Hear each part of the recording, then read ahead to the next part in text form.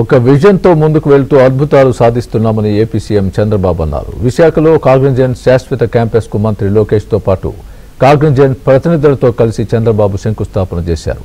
Knowledge economy టెక్నాలజీకి విశాఖ కేంద్రంగా మారబోతోందని చెప్పారు.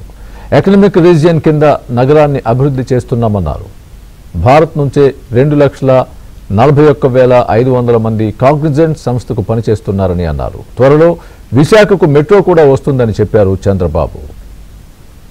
ఇప్పుడు రాబోయే రోజుల్లో ఈ కంపెనీ హిస్టరీ కూడా చూస్తే చాలా ఫాస్ట్ గ్రోయింగ్ కంపెనీ. ఎంత ఫాస్ట్ గా గ్రో అయ్యారంటే ఈ రోజు ప్రపంచం అంతా వెళ్లారు. ఇండియాలో అయితే 5 సెంటర్లు, చెన్నై, హైదరాబాద్, పూణే, బెంగళూరు, ఇప్పుడు కలకత్తా. ఈ రోజు ఇండియాలో చూస్తే 2,41,500 మంది ఇండియా నుంచే పనిచేస్తారు. అంటే వీళ్ళ మొత్తం ఆర్గనైజేషన్ లో 80% దగ్గర ఇండియన్స్ పనిచేస్తున్నారంటే కడాన చీఫ్ కూడా ఇండియన్ అంటే that is the power of Indians అని చెప్పి కూడా నేను మీకు తెలియజేస్తున్నా.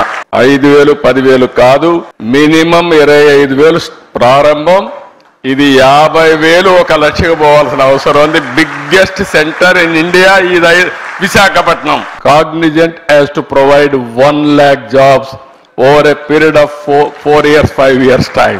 ఏది చేసినా మెగా స్కేలే చేయాలనుకుంటాను. ఆ రోజు హైదరాబాద్ కూడా బ్రిక్ బై బ్రిక్ బిల్డప్ చేశా. ఈ రోజు విశాఖపట్నం చూస్తే ఇండియాలో ఇలాంటి సినరిక్ ప్లేస్ ఎక్కడా ఉండదు. బ్యూటిఫుల్ బీచెస్, సీ ఒక పక్క, హిల్స్ ఒక పక్క.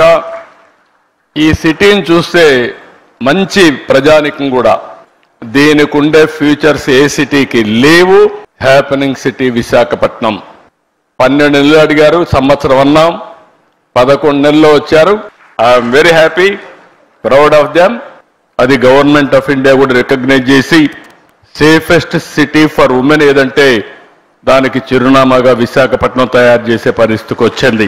దగ్గర 125 నుంచి 135 బిలియన్ US$ ఆదాయాన్ని వచ్చేట్టుగా ఎకనామిక్ రీజియన్ ని అభివృద్ధి చేస్తామని చెప్పి కూడా నేను మీకు తెలియజేస్తున్నా. రవి గారికి కూడా చెప్తున్నా. మీకు లోకేష్ గారు ఒక మాట అన్నారు, 99 పైసలకే ల్యాండ్ ఇస్తే ఎకరా గేమ్ చేంజర్ అవుతుందన్నాడు. నేను అన్నాను వీలవుతుందా అన్నాను. అంటే ప్రమోట్ చేస్తే అవుతుంది, నేను దీంతో వీలవుతుందంటే ఫాస్టెస్ట్ వస్తుంది. దానికి ఎగ్జాంపుల్ నరేంద్ర మోడీ గారు కారు విషయంలో వచ్చినప్పుడు ఆయన 99 పైసలకే ల్యాండ్ టాటాకి ఇచ్చాడు. ఇండస్ట్రియలైజేషన్ ఒక రెవల్యూషన్ మారిగా వచ్చిందని ఎగ్జాంపుల్ చెప్పినప్పుడు ముందుకెళ్ళమని చెప్పాను. ఈ రోజు అది చేసిన తర్వాత మీరు ఒక్కసారి చూస్తే ఇన్ని కంపెనీలు ఒక్క సంవత్సరం రాగలిగాయంటే ఇది గేమ్ చేంజర్ గా తయారైంది. కొన్ని వేల మందికి ఉద్యోగాలు వచ్చే పరిస్థితికి వచ్చాయి. ఇండియాకి క్వాంటమ్ వ్యాలీ స్టార్ట్ చేశాం. ఆ క్వాంటమ్ వ్యాలీకి చిరునామా ఆంధ్రప్రదేశ్. ఓన్లీ 6-7 దేశాల్లోనే క్వాంటమ్ కంప్యూటర్స్ ఉన్నాయి. గవర్నమెంట్ ఆఫ్ ఇండియా 2023లో క్వాంటమ్ మిషన్ పెడితే first computer with in 6 months రావడమే కాకుండా అమరావతి నుంచి ఆపరేషన్ స్టార్ట్ అవుతుంది. Cognizant wanted to come to India for public issue కోసం, ఇక్కడికి వచ్చే పరిస్థితి కోసం కంపెనీనే ఇక్కడికి ట్రాన్స్ఫర్ చేసే పరిస్థితికి వస్తున్నారు. ఈ మధ్య కాలంలో ఇండియాలో లేబర్ లాస్ తీసుకొస్తున్నాం, రిఫార్మ్స్ తీసుకొస్తున్నాం. ఇన్ని ఇచ్చిన తర్వాత వ్యాపారం చేయడం చాలా సులభం. మీకు ఆంధ్రప్రదేశ్ రాష్ట్రం ఒక అనుకూలమైన రాష్ట్రంగా పెట్టుబడులకి ముందుకు తీసే పరిస్థితికి వచ్చాం. ప్రపంచానికి నాలెడ్జ్ అందించే శక్తి, సేవలు చేసే శక్తి భారతదేశానికి ఉంది. 2047కి ప్రపంచంలో నెంబర్ 1 దేశంగా భారతదేశం ఉంటుంది. నెంబర్ 1 సిటిజన్ గా భారతీయులు ఉంటారు.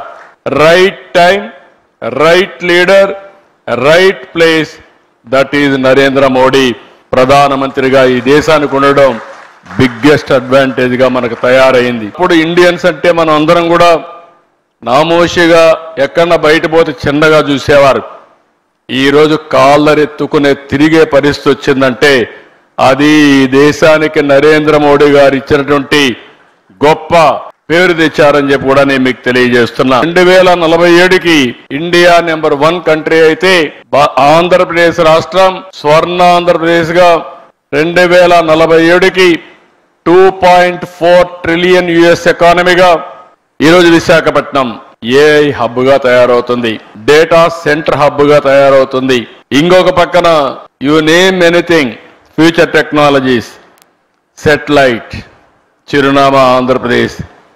ఎందుకంటే మనకు శ్రీహరికోటలో లాంచింగ్ ప్యాడ్ ఉంది, పక్కనే సెటిలైట్ సిటీ పెట్టి ఏ సెటిలైట్ కావాలన్నా లాంచ్ చేసే పరిస్థితి ఆంధ్రప్రదేశ్ తీసుకొస్తున్నాం. సెటిలైట్ సిటీ తీసుకొస్తున్నాం.